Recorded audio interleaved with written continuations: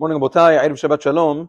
An interesting halacha of Hilchot Shabbat that's especially relevant during the summer. There's a Gemara in Masechet Shabbat Daf Nun Aleph. The Gemara says that it is forbidden to crush ice, snow, or hail on Shabbat.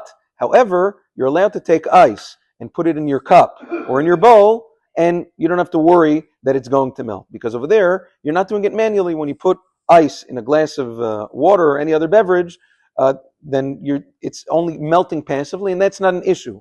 But actively crushing ice on Shabbat is forbidden. There's a machloket rishonim. What exactly is the nature of this prohibition? According to the Sefer Terumah, it's because of the isur of nolad. You are bringing something new into existence in the world on Shabbat, and that's asur.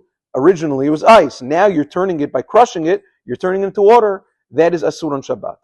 Most Rishonim disagree with the Sefer Terumah. They say you can't consider that bringing something new. There was already water in the world. You're not bringing something brand new into the world. And therefore they say, the Rambam, Ramban, Rashba, they say that the prohibition is because this is similar to crushing fruits on Shabbat. When you crush, especially grapes and olives on Shabbat, for their juice or for their oil, that's an Isur D'Oraita, it's a Torah prohibition. Other fruits that are crushed for their juices is an Isur D'Rabbanan. So since crushing ice to make a liquid is similar to this prohibition of crushing fruits, the Chachamim forbade it. Maran HaShulchan Aruch rules in accordance with this opinion of the Rambam and the Ramban and the Rashba. The Rama, however, is Machmir Keda'at Sefer Terumah.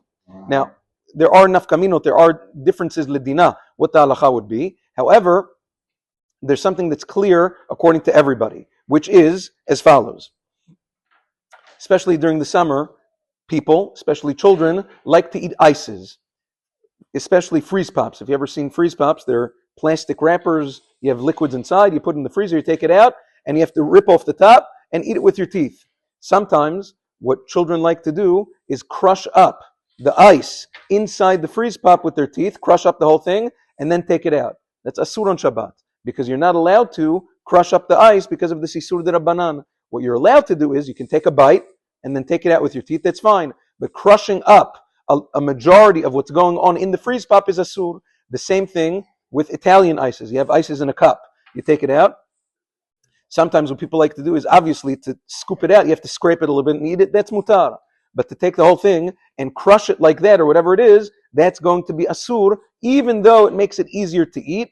That's asur to do on Shabbat because of the Isur D'Rabbanan of crushing ice. The same thing, some people, they don't realize, in order to make certain cocktails, you want to make alcoholic or non-alcoholic beverages, you have to take ice and crush it in a thing and then pour it together. It's asur to do on Shabbat. You can't do that. You can't even have a goy do that for you on Shabbat because Isur D'Rabbanan for a goy to do has to be mimkom tzorich or mitzvah. That's not a tzorich. So sometimes you see at certain smachot, they have bartenders or goyim, and you order a drink, and part of the drink is that they put ice in this thing and they crush it up and they make it for you. It's asur. It's asur for a Jew to do on Shabbat.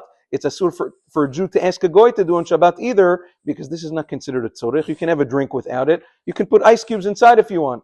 Therefore, it's important to take these things into consideration because there is an Isur D'Rabbanan. Have a wonderful day and Shabbat Shalom.